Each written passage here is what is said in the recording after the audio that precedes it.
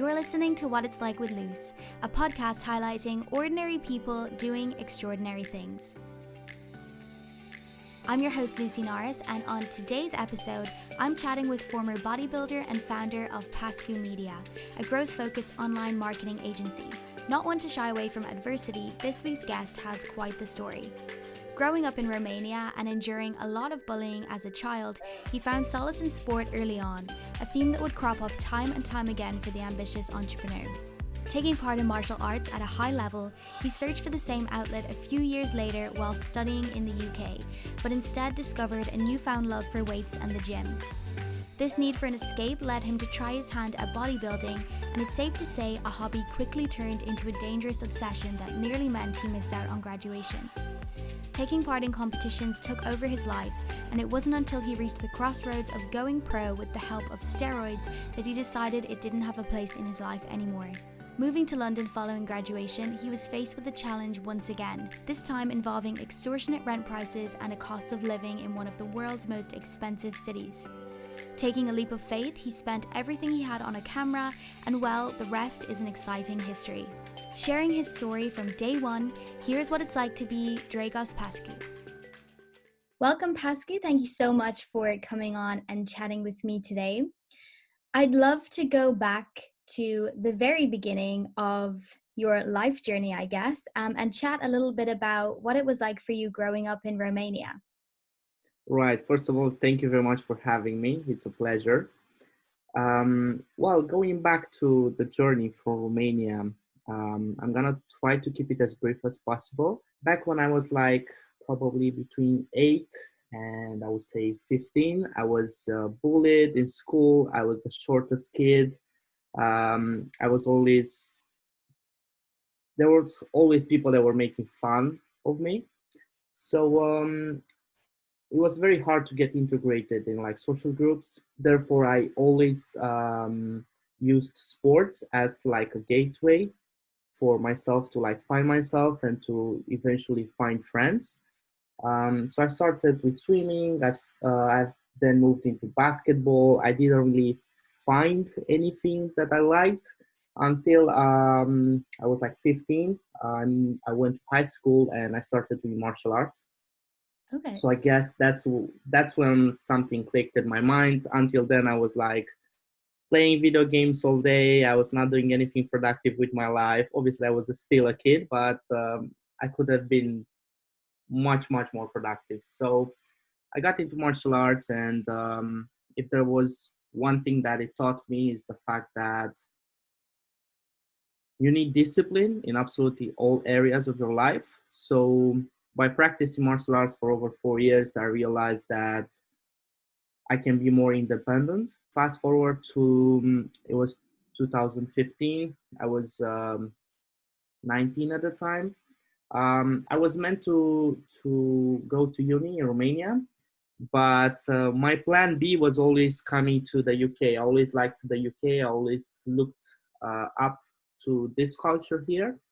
So luckily for me, I didn't manage to get into the university in Romania. So I went for plan B.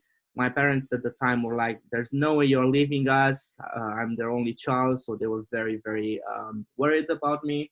So yeah, I took on the journey, and I think it was between June and August, I took the decision and I literally moved by myself in the UK, in Bradford at the time. Mm-hmm. I studied there at uni. I didn't really enjoy the course itself, but through these 3 years, I had like a holiday, if you want, Yeah. because I had a lot of free time. So I wasn't able to do martial arts anymore. So I've got into the whole fitness scene. I've started studying about nutrition, about sleep. I realized how important it is to be balanced physically and mentally. And yeah, fast forward to 3 more years later, I graduated. I moved to London, and yeah, I've been here for 2 years now, and I think I'm doing great at the moment. Yeah, okay, that's interesting.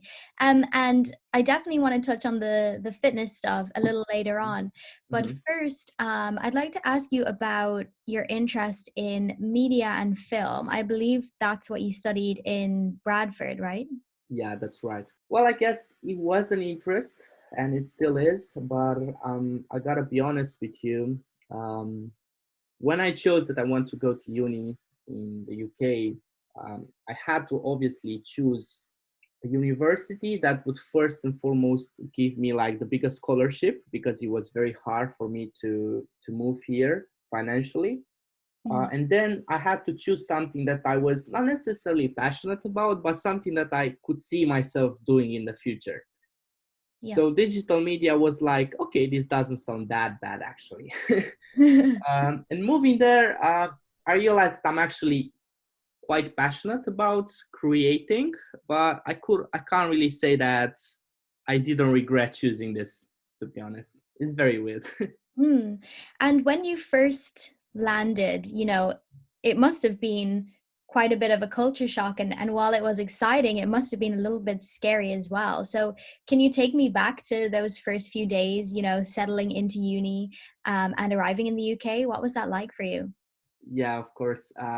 I remember, like, literally remember exactly when I landed. It was on Leeds Airport.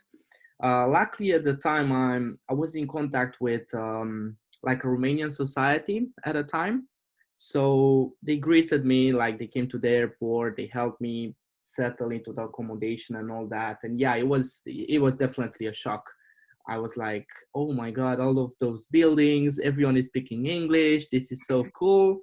And yeah, I guess it was like a contrast. I was excited, but at the same time, I was anxious. And I had days when I was like literally loving life, and other days when I was like, I want to go back home. Yeah. And this was like between September and December. And after that, after like 4 or 5 months, I kind of settled. But also, I was not anxious anymore, but I wasn't excited anymore either because I realized that after all, it's not like that big of a deal Yeah. living there. So yeah, I guess it was very challenging, I would say. What do you think it was, perhaps in you or something that you surrounded yourself with, that pulled you through those days when you were battling with, wanting to go home or regretting choosing the course? What was it about you or your personality that, made you keep going? Well, I guess martial arts has helped me a lot in that scenario. Like, of course, I had bad days when I was thinking about my parents. I wanted to go back, but at the same time, I was asking myself, if you were to go back, what would you do? Like, would it be better for you long term? And even though I was like still young, I had the self-awareness necessary to realize that even if it is hard now and I'm facing a lot of adversity, it will eventually help me first and foremost discover myself, but also it would help me to build myself. Like I knew from like the very beginning that it was necessary to go through these phases. It's really interesting and amazing that martial arts has been this anchor for you in your life. I Hmm. guess it Hmm. changed everything for you when you were younger and pulled you through the hard moments in your life. So did you continue martial arts whilst you were at university, or did you struggle, if you didn't continue it, that there was kind of a gap from leaving that behind, and what did you do to fill it? Um, well, when I first arrived there, I had a desire to find another martial arts club there, and I actually been to like quite a few. But I first and foremost I realized that it was not as serious. Like it was more like social sport. Yeah. Whilst in Romania it was very tough. Like we were training at professional levels, so I didn't really want to, I don't know, decrease the bar if you want. I was like, if I'm to like continue, I want to stay at the same level. Like there's no point in training at a lower level. So I realized that I can't really fit in those clubs. So I might as well train by myself. And I did that for a couple of weeks and I was training in the actual gym. So being in the gym, I realized that there are actually weights around, right? So I was very skinny at the time. I was weighing like 60 kilos. Okay. So that's where it all really started and transitioned from martial arts to fitness. Really, it was very natural. Mhm. And you know, I was looking at your YouTube earlier. You've had quite a journey with fitness. Can Yeah. you talk me a little bit through that journey and why I guess you went down? I know perhaps why you went down the bodybuilding route, but Hmm. why that was so appealing versus, you know, a contact sport like martial arts. Right. I didn't really realize this until like recently, to be honest. I always felt anxious around other guys, mostly because I suffer from trauma from my childhood, being the shortest and looking like at least 5 years younger than my peers. I always had that thing inside myself that I'm not enough.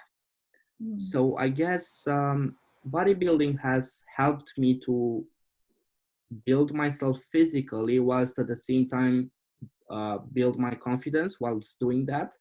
And it's an individual sport, so it was just myself against myself. I didn't have to like rely on anyone to show up. It was myself each and every single day. So I guess to answer your question, why I went that route is purely because I needed something to entertain my mind, and at the same time I needed to progress in something. Leaving martial arts behind, I felt like there was something missing. So I'm the type of person that when I decide to actually start something, like for example now bodybuilding, I'm not just doing it for the sake of doing it. I wanted to perform, like I wanted to go to competitions. I saw a career into the whole fitness thing. So I guess that's why I went that path for like quite a few years actually. And I started a YouTube channel and yeah. Touching on the fact that, you know, you mentioned bodybuilding gave you confidence because you'd been a little bit anxious about your appearance or how you were perceived by others. Yeah. Did it not also, on the flip side, make you more hyper aware of what you look like because, you know, you're always analyzing, I guess, your gains or your size and things? Did it not ever do the reverse and get in your head a little bit about your appearance? That's a great question because most people don't really realize that, yeah, this is a bad thing as well that comes with trying to improve yourself physically. Of course it did, of course. And it got to the stage where I was literally obsessed with it. And Yeah. at the time, I thought that it was just a passion. But looking back now, I was living my life around bodybuilding. I was not doing bodybuilding around my life. It was the other way around. Mhm. And it got to the point where I was literally canceling everything just because I had to eat like a certain meal or I had to train at a certain time. And yeah, I believe it was all because I had to sustain and I had to develop that physical appearance that if I look back to now, it wasn't for myself, it was for other people. Hence why now I kind of detached from the whole bodybuilder dream. Yeah, I think it's such an interesting industry. I don't know that much about it, but definitely as an outsider looking in, I can see how it can be, I guess, toxic in a sense, but also, you know, I Yeah. understand the positive reasons for people when they go into it.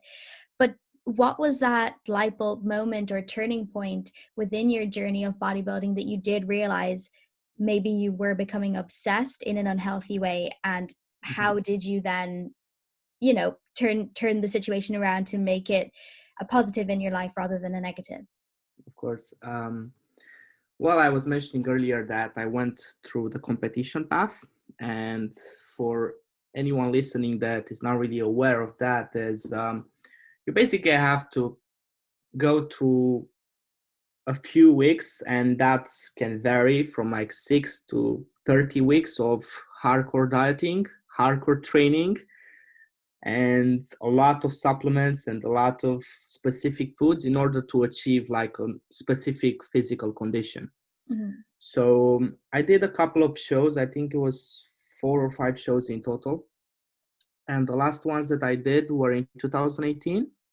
When at the time I was in my final year at uni, and still to this day I still have no idea how I managed to graduate because I used to skip classes and I used to skip like meetings with my tutors and with my teammates just because I had to eat at a certain time, and being there I couldn't really eat my meals. Yeah. So I guess to answer your question, the whole competition prep in 2018 has destroyed me mentally to the point where I had a very bad relationship with food, to the point where if I was not going to the gym, I was getting like depressed. So I realized that I can't go on any longer unless I really want to make a career out of it.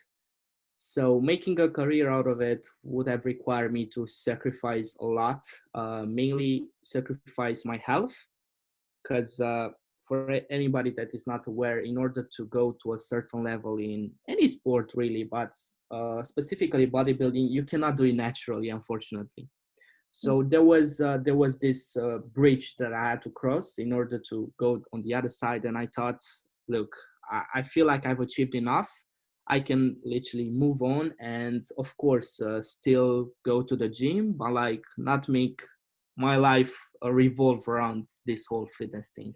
The other thing I think is interesting about this journey is the YouTube side a little bit. So, Yeah. what pushed you towards wanting to document your fitness online?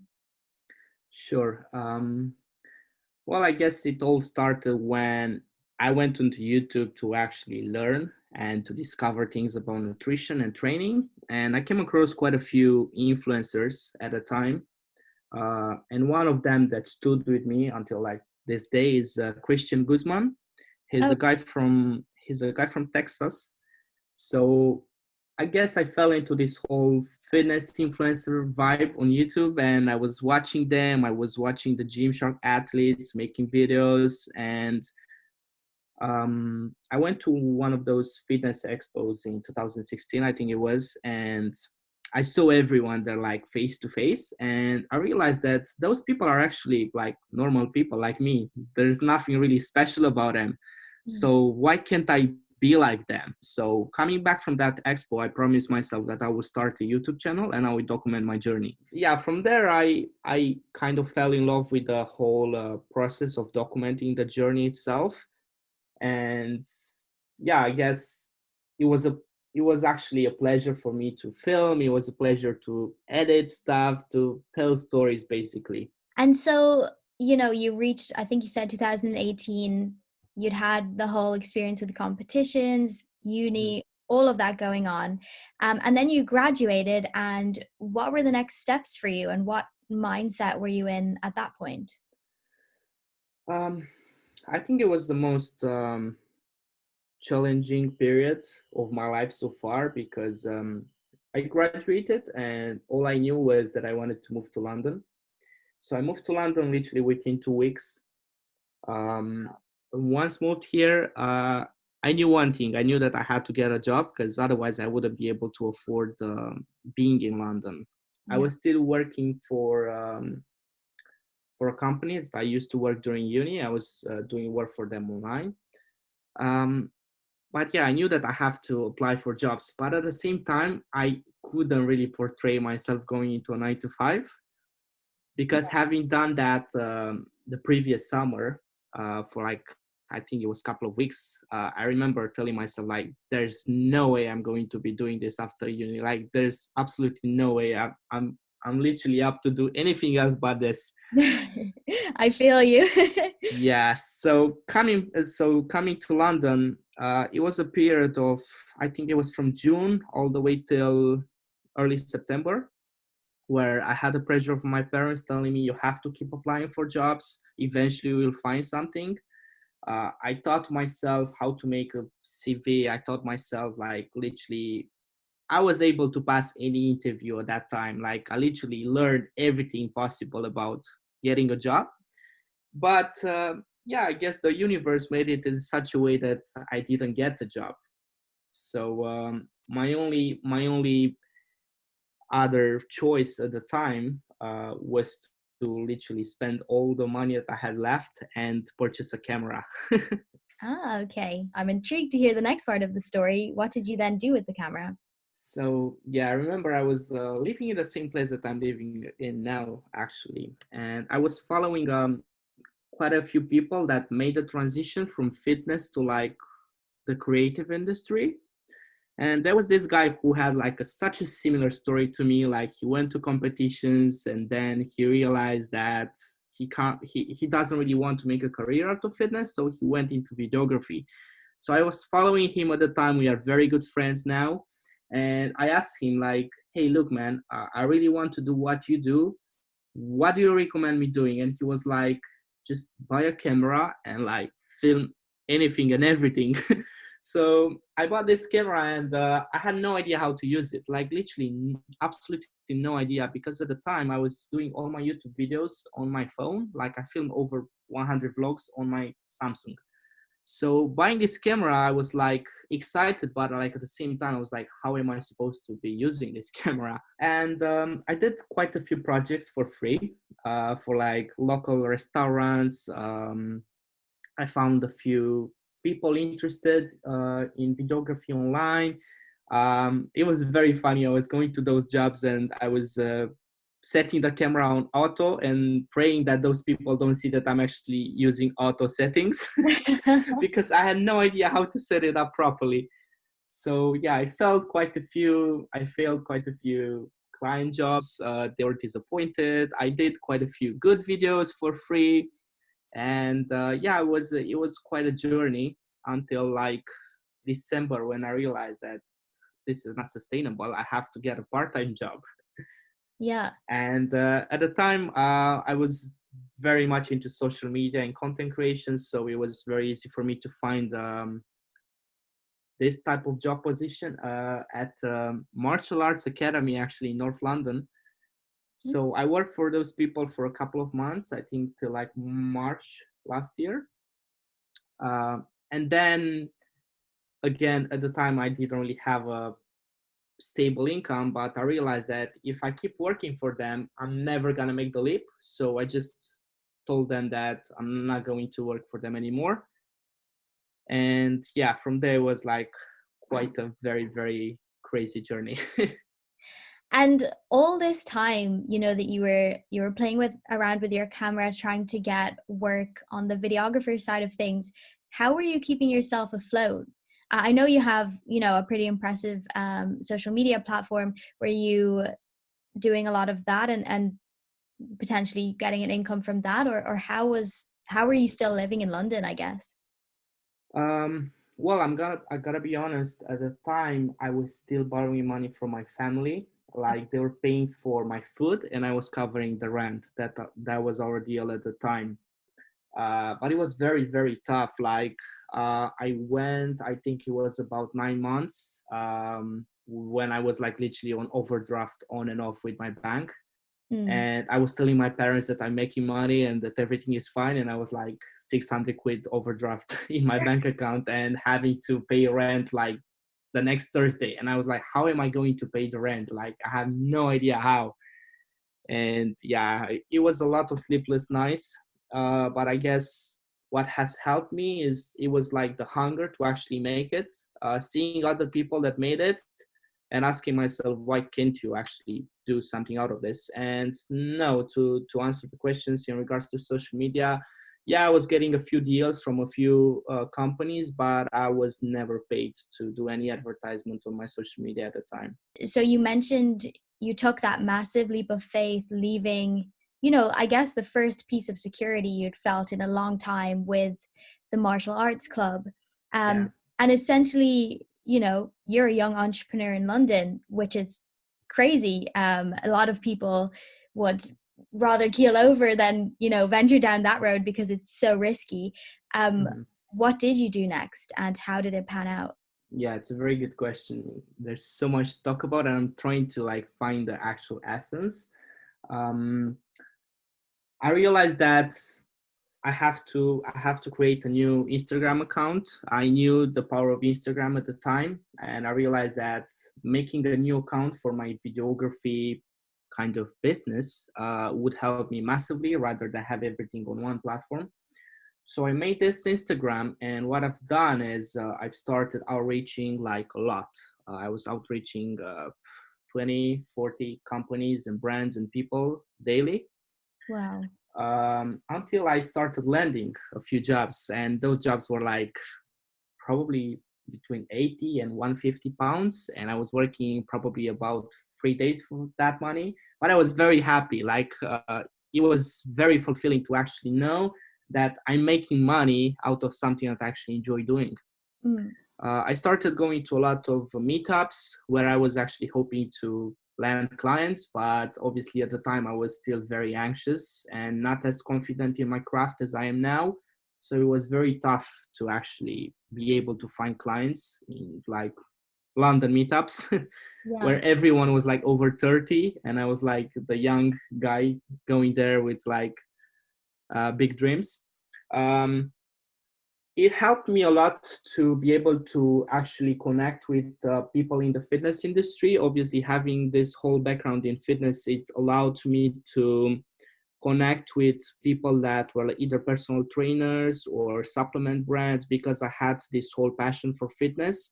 It was way easier for me to express their vision through video. So focusing a lot on fitness has helped me massively in the early stages of my business, mainly because yeah, as I said, I had that vision through fitness and through videography, and I knew how to make videos look cool, I guess. If you had to say and pinpoint something, you know, because obviously you were doing a lot of self promotion, you had to pitch yourself as a videographer to brands. Yeah. What do you think was the secret behind a successful pitch, you know, of Mhm. yourself? What do you think you did that made people buy into you and hire you? Of course. I think I always went by the idea of Gary Vaynerchuk. I'm very, very big fan of Gary. Yeah. And he has this whole concept of jab, right hook. That means give value, and then ask. Therefore, whenever I was speaking, I was trying to give something first rather than ask people for something because I was not entitled to anything. Those people didn't know who I was. So I couldn't expect them to like pay me off the bat. So usually what I do is I would do a task project. I would tell them that, look, I'm willing to do you a 1 minute promotional video for free, and if you're happy with it, then we can develop a relationship. So it was still hard for them to accept, mainly because when you do this, it's very risky. It's very easy for clients to take advantage of you Yeah. because they see that you don't value your craft. So why would they? So yeah, it was, I guess, risky, but at the same time, I feel like it was what has helped me to land those clients in the early stages. Yeah, definitely. It seems to have been a risk that paid off. It's an interesting tack to go down because I guess, like what you were saying, you can risk them thinking that you don't take yourself seriously, but I think you can also risk them just taking your 1 minute video and fleshing it out themselves, you know, or essentially stealing your work Yeah. on bad faith. But yeah, that's a really interesting approach. And the other thing I wanted to ask you about was uh Grateful Aware, your brand that you work on with your co-founder Bogdan. Yeah, of course. It, it started like a very, very random time and place.